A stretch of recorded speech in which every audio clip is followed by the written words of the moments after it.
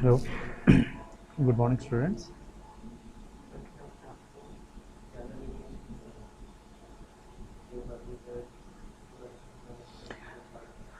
Welcome to all my students. I am Professor Shriram Kargaukar. I will be discussing you the statistics syllabus of first year computer science of Savitribai Phule, Pune University. Okay, so in this video, we are going to discuss the syllabus of the entire syllabus of the semester 1 of FY BSc Computer Science Statistics. Okay, so let's go through it. You can see here the syllabus on your screen. So it is under the Faculty of Science and Technology, FY Basic Computer Science Statistics. So this is a choice based credit system syllabus, and to be implemented, and it has been implemented since 2019-20. Okay, earlier it was an annual pattern, but now it is a semester pattern.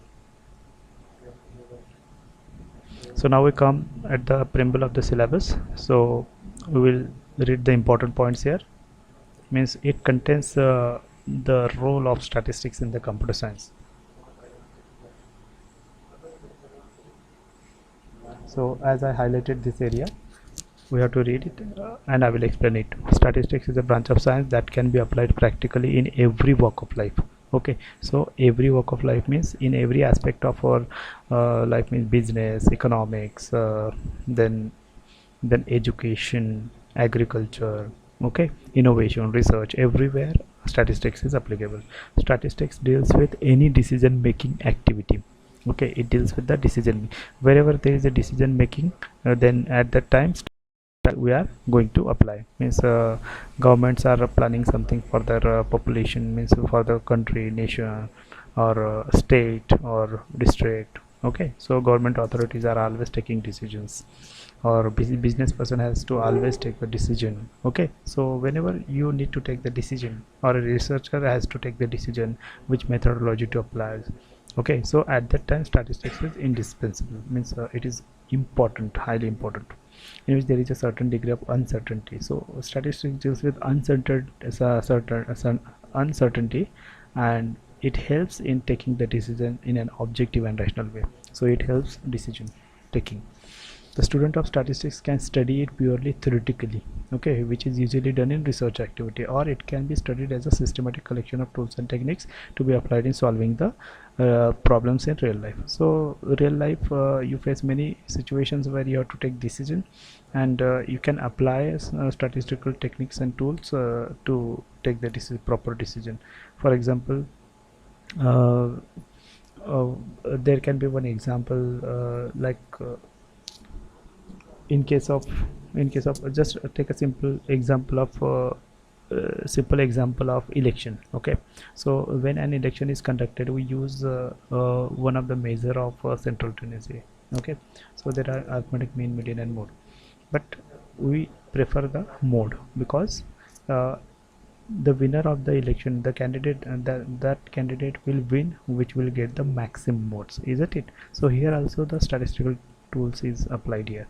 One who gets the maximum, means votes, that candidate is going to win. So here, and that is declared to be the winner of that election in that constituency. Okay, so this is a simple example where you can apply the statistics. Okay, so now we'll come directly to the structure of the subject. Okay, in the FYBSc computer science, so there are 4 subjects, as I said earlier. It's a first year there are 4 subjects: computer science, electronics, mathematics, and statistics. Okay, so I will explain what is I will explain you in this lecture the structure of the statistics syllabus. Okay, in the semester 1,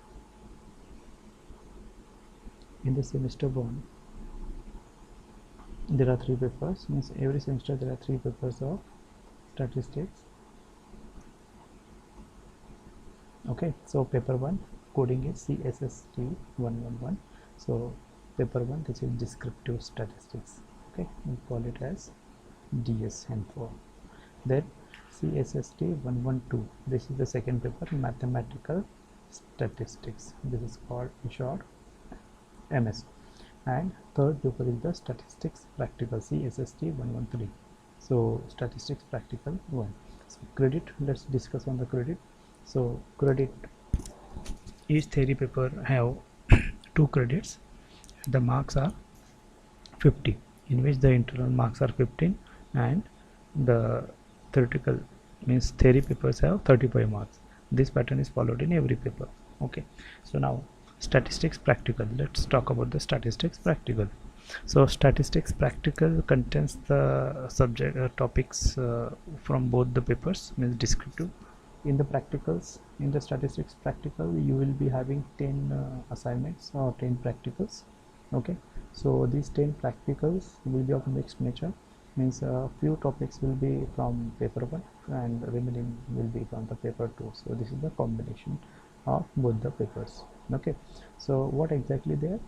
So whatever theory we learn in these 2 papers, descriptive statistics and mathematical statistics, so theory learnt in these papers will be practically uh, applied into different real life situations during this practical. So there will be a problem solving session, means practicals will be mostly of problem solving nature, or executing the calculations and problems using MS Excel. Then free statistical software information will be provided to you, and at the end of the year you have to uh, uh, a project will be there which you students have to submit at the end of the year. Let me tell you that in the semester 1 you have to partly complete the project, and remaining part you have to complete in the second semester. I will come to that after explaining the both the 2 theory papers. Okay, so now students, you understand the structure of the FYBSc computer science. Okay, so I told you about the introduction is given to you about the 3 papers. Okay, now let's discuss the contents of these papers. So this is the paper 1, that is the descriptive statistics. As we discussed earlier, there are 2 credits, expected number of lectures should be 40. Okay, so now there are 4 units. So unit 1, unit 2, unit 3 and unit 4.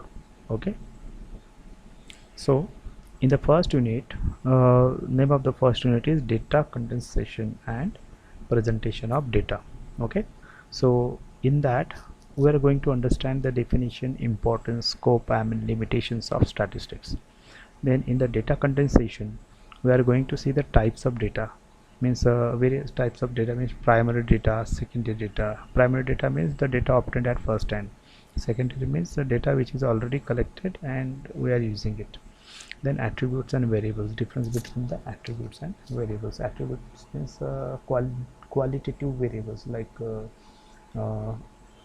which cannot be expressed numerically, means nationality, beauty, honesty, sincerity, means grade. Okay, so this cannot be expressed in numbers, so those cannot be expressed in number. Attributes. Variables means which can be expressed into numerically, means quantity. Okay, so okay, variables means which varies its values, the characteristics which varies its values. Now variables can be of 2 type, so quantitative variable and qualitative variable. So attribute is qualitative variable. Okay, so attribute also variable. Okay, for means suppose there are 5 students, student A, B, C, D, E. Okay, and just randomly I selected these 5 students and ask the means based on their grade, what grade they have obtained. So definitely their grades will vary. Okay, so now grades cannot be measured numerically, so this is what qualitative, means attribute. So discuss these definitions will be discussed in detail during the lectures. Then variables are of 2 type, quantitative variables are of 2 type, discrete and continuous variable. Okay, so discrete variable which can take isolated single value, means number of students present in the class, number of accidents on a highway, so it cannot be in the fraction, right? Or number of seeds germinated out of 10 seeds planted, so there will be a fixed number and it will not be a fraction. So such a value is a discrete number of children in each family. Okay, so students means the number of children will not be in fraction. Okay, then continuous variable, which takes all possible values. Then we will have to understand the graphical representation, means our data we have condensed or reduced in the significant way. In what way we can present that one? So there are two methods of representing the data, so graphically or diagrammatically. What is the difference? So diagrammatical representation is not in the syllabus, it is not covered, it will not be covered in this, but I will give you a little introduction. There is a difference in the graphs and diagrams. So graph needs now first of all diagram is what it has no scaling. Actually it can be constructed on a plain paper. It has no, we don't take consider what is on x-axis, y-axis, so you can draw it as per our choice. Okay, now graphical representation has a basic need of graph paper, then scaling must be there and it must be displayed proper, and it cannot be constructed without a graph paper. So graph is a means a requirement for this. Then we are going to elaborate more on graphical representation. So you have histogram, Augev curves. Augev curve means cumulative frequency curves. We'll have a detailed session on that. Then STEAM and LIP chart. Okay, so theory paper will contain only procedures, problems to be included in the practical. So it is said that numericals will be discussed in the practical session only. Okay, so theory part will be covered in the lectures and practicals, and the numericals will be in the practical session. So there will be numerical exam based on this real life. So though it is expected that problems in the practical session, still we include one or two examples of each theory part. Okay, so that you will be able to connect with the topic. Then unit 2 is a descriptive statistics. Descriptive statistics, it is a combined word used for a certain basic certain basic concepts in statistics, just like central tendency. Okay, so central tendency, then and secondly is the concept of dispersion.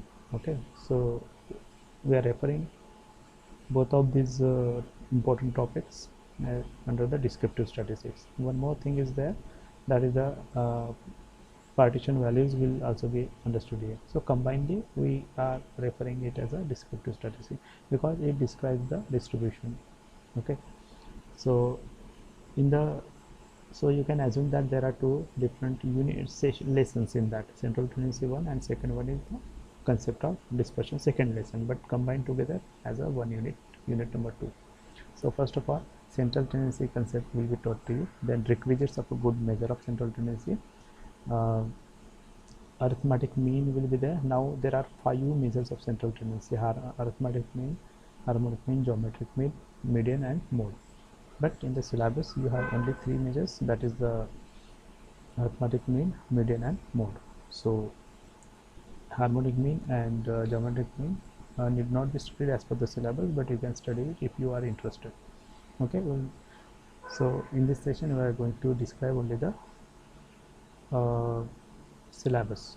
Okay, and we will discuss in detail on each topic, each aspect in the subsequent lectures. Okay, now arithmetic mean.